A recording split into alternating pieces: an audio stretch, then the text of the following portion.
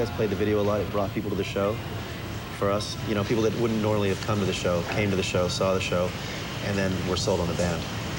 So we found that that's worked that way a lot. And the other thing about the videos, it is a video we made ourselves, and it's an expression and an extension of the album. So the fact that the video helped to break the band, that doesn't bug me, you know.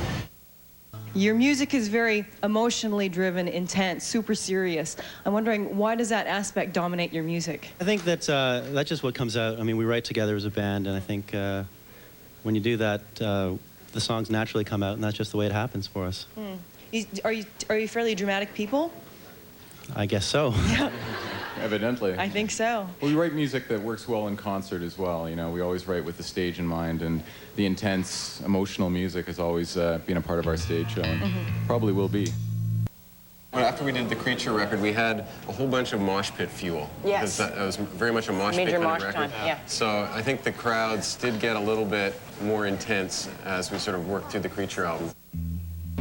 For us, the second record was, I think, the trauma record, where it's, you know, a lot of expectations, a lot of pressure, getting used to your new lives, traveling all the time together. And I think each of us, and maybe especially me, went slightly crazy through that period. You guys have always been sort of a really sexy band. You've always had what we call sniff. Sniff. But you haven't been overtly and obviously sexually marketed. Why have you avoided that? Why haven't we had a video where you're wandering around doing the bump and grind? My nipples showing? Yes. We're waiting for... No, I'm just kidding. Well, we're starting... Let's see it. Oh my God. We've been trying to focus on the music, basically. I mean, we're a band that writes, you know, our own music and writes together, and we want it to be about that. Right. You know. As opposed to the bulge. Oh, do you guys work out? Yeah. Yeah? Yeah. So you got to keep your bodies in shape. Well, just to survive the road, you know, the jumping into the crowd, you have to... I very much sort of collect things as I go and write them down in a journal. And sometimes it's very specific. Sometimes it's a meld of different ideas. It really just depends on the song. Some songs are very specific, though. And some are just free flow, whatever the hell comes out of my mouth. Right. Yeah, I noticed that you don't really confine yourself to any kind of rhyming signature. There's not like A, A, B, B, A, B. It's iambic pentameter. No. Sometimes I don't actually remember all the words, so I just go off wherever. Have your egos ever gotten out of control in light of this kind of like fandomness? Certainly not. Just Paul. Oh, yeah. He's drunk with power. Drunk with power. No, we keep each other in line on a very short leash. If anybody sort of outsteps their boundaries as far as, like, you know, getting a big head on your shoulders, you get knocked down pretty fast, and it's a sort of. Would you all gang up on them? Like, oh, yeah, get in line, shrink the head. No, we just make fun of them incessantly and torment them until their self-esteem is broken down to a point where they're right back down there with us. I think Gasoline might be a song that is, in terms of performance, it's a song that the whole crowd sort of just goes down into sort of a hush, and it's just really strange for us to take it down to that kind of a dynamic live.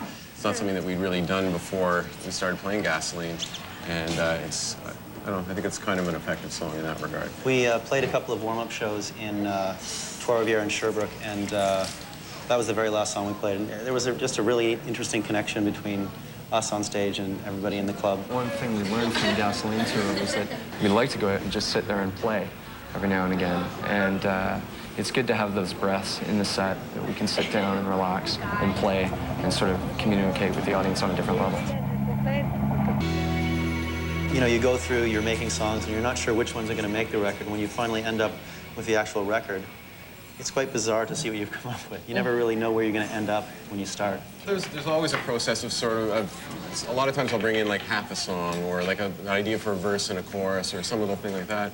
It's always like the weirdest stuff we were getting in the first stages, though. It's almost like we made a conscious effort to do the opposite of what we'd ever done before, and then we kind of reined it in to be a moist record.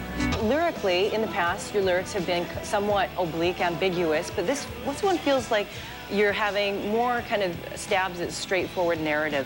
There's definitely more of a sense of narrative in this. I was just trying to be a little more clear this time and really focusing on trying to get a sense of clarity across, because a lot of times I don't do that, so it's a difficult challenge for me, but it's a different way to approach a record, and that made it interesting. Yeah. There's some, I mean, the themes are sort of watching the world go by a lot, you know, as technology races ahead, and we sort of sit here as humans trying to figure out how it all goes. There's a lot of that on the record.